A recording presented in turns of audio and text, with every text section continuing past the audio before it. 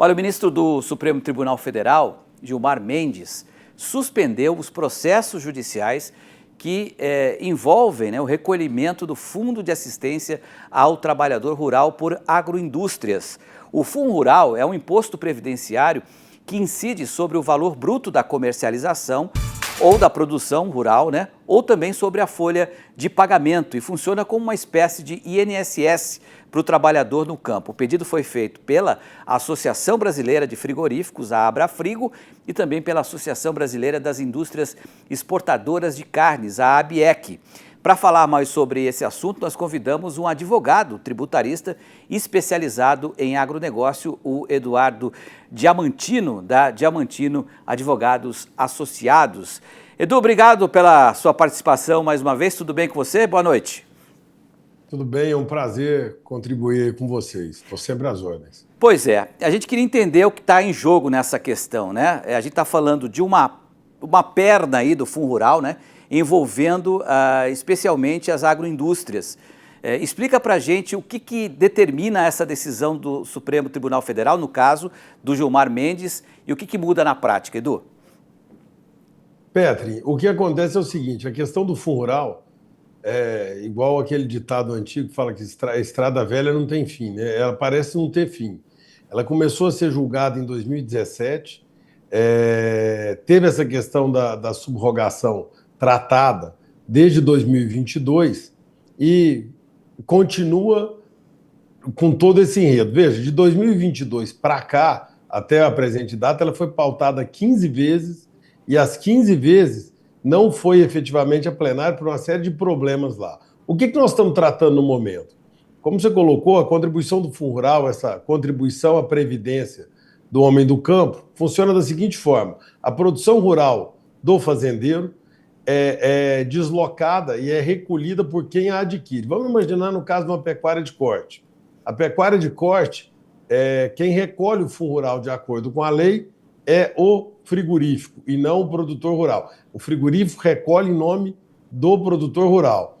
E a grande discussão é, essa vamos dizer, subrogação é constitucional ou não?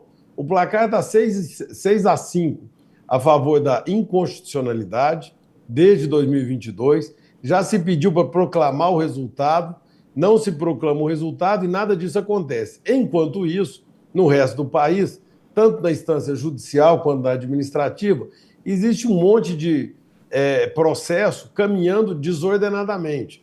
Por quê? Não termina o julgamento do Supremo. O que o ministro Gilmar fez? Ele, atendendo a uma medida cautelar, mandou suspender todo e qualquer julgamento sobre esse tema até o Supremo se posicionar em definitivo.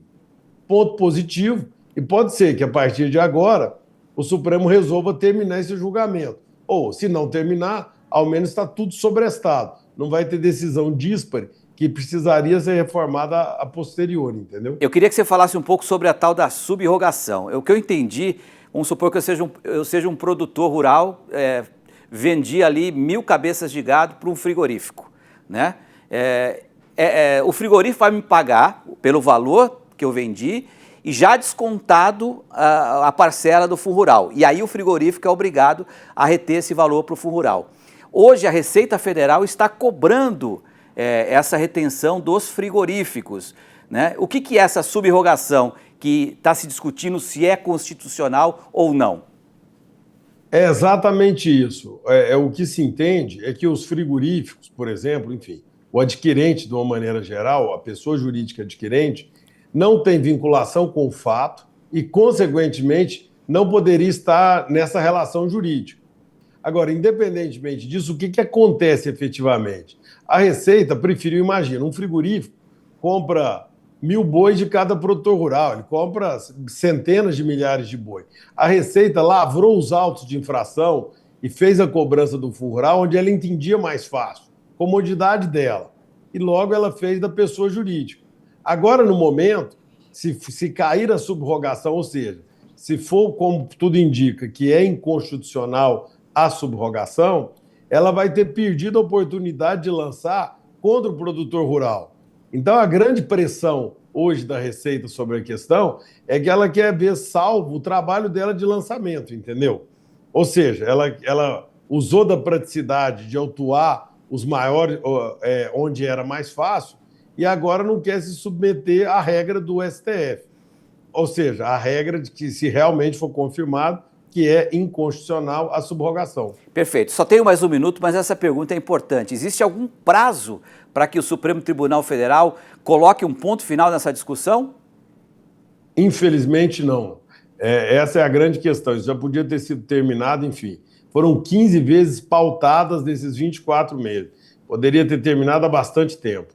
Resta o que sobra ao produtor rural, sobra à agroindústria, é a esperança de que, com essa decisão, exista uma pressão e acabe de uma vez por todas com isso. Sabe, tem horas que melhor do que a justiça tributária é a segurança jurídica. Esse é um caso desse. Só nos deixe saber se devemos ou não, ou quem deve recolher a contribuição. Ficaremos satisfeitos com uma certeza do direito. Perfeito. Vamos voltar a esse tema em breve, aí eu conto com a sua colaboração para qualquer novidade, tá bom, Edu? Obrigado pela participação, uma boa noite e até uma próxima.